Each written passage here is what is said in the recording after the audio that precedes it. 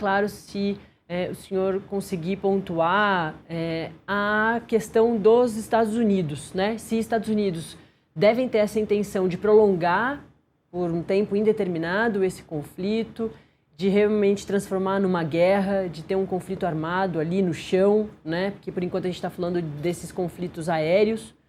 Queria que você falasse sobre essa continuação dos conflitos, até onde o Irã consegue ir, até onde os Estados Unidos conseguem ir e também até onde Israel consegue ir. Natália, os Estados Unidos é a maior força militar do mundo. Então, do ponto de vista da capacidade militar, não há comparação entre Irã ou qualquer outro país, tirando Rússia, tirando China, né? Alguns países europeus, não tem nenhuma comparação de força com os Estados Unidos. Porém, os Estados Unidos não depende só da sua força militar para colocar de joelhos um adversário. Por quê? Porque ele depende de uma economia global, ele depende da comercialização do petróleo no mundo inteiro, ele depende da aliança que ele mantém com seus amigos na região.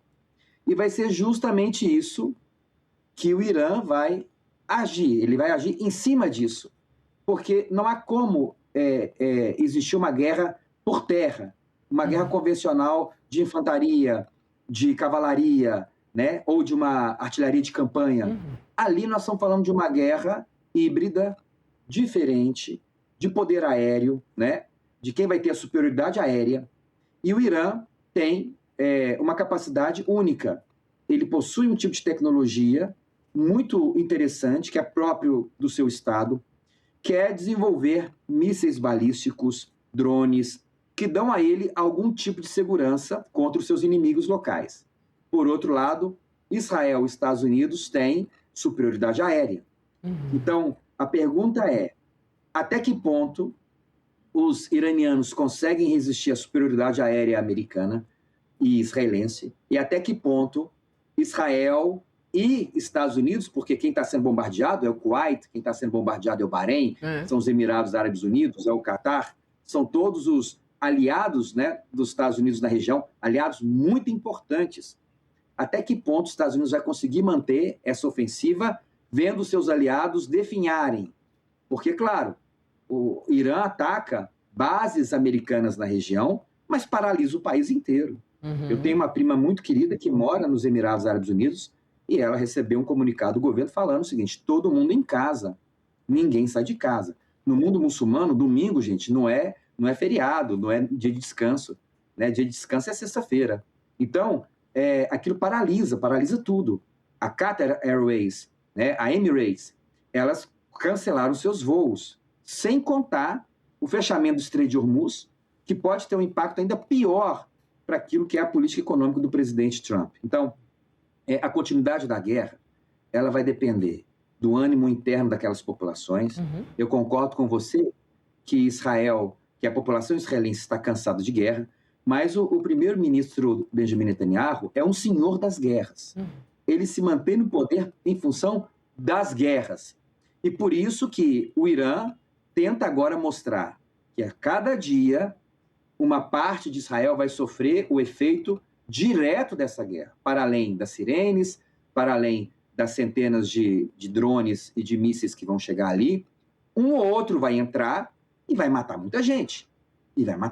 Porque para a realidade israelense, 9 pessoas mortas em um único ataque é muita coisa. Acertar uma cidade como Tel Aviv é uma coisa muito impressionante. Então, o que ele tenta fazer é fustigar o ânimo da população para diminuir a capacidade de aderência popular dos israelenses com relação a Netanyahu. E no caso do Trump é a mesma coisa, né? Os americanos não queriam essa guerra. Só 20 a 15% dos americanos apoiavam uma ação militar contra o Irã.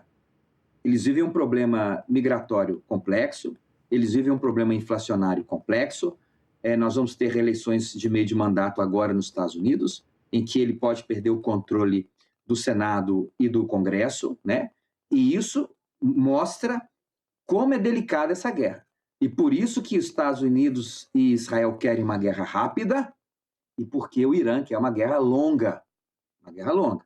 Agora, não tá mais na mão de Israel e dos Estados Unidos definir a durabilidade dessa guerra. E esse é o grande problema. A aposta que os Estados Unidos e Israel fazem, né? Por opção, não por necessidade.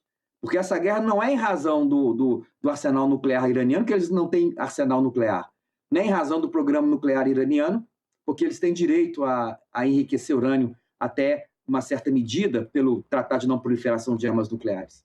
Essa guerra, essa decisão, essa guerra de escolha, né, estimulada muito por Israel, que vai incentivar os Estados Unidos a entrar nessa aventura com eles, é para buscar uma condição geopolítica no Oriente Médio que seja completamente favorável a Israel, aos Estados Unidos.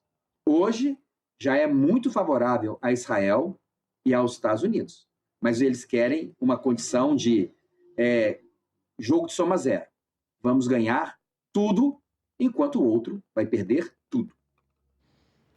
Esse é fundamental para a gente conseguir entender, né, professor, os reais interesses por trás, né, desses discursos da retomada de democracias pelo mundo, de trazer a liberdade novamente para essas populações, para melhorar a situação da destruição dos direitos humanos e direitos civis, que existem em diversos desses países atacados pelos Estados Unidos nesse segundo ano de segundo mandato de Donald Trump. Aqui eu estou falando de Venezuela e também do Irã agora. Nesse ataque contra o Irã, que Donald Trump se junta a Benjamin Netanyahu, eu queria saber do senhor, professor, se Israel, que está muito mais próximo do Irã, geograficamente falando, está a 2.000 quilômetros do Irã.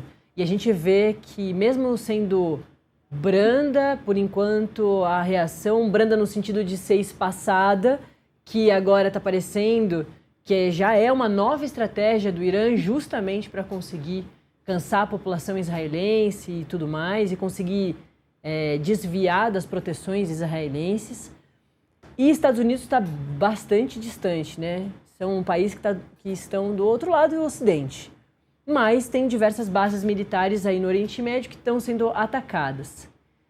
Pode acontecer um efeito colateral de ataque terrorista, de novo? A população americana, norte-americana, deve ficar preocupada com movimentações terroristas aí lá nos Estados Unidos ou até mesmo em outros lugares, países amigos americanos, norte-americanos?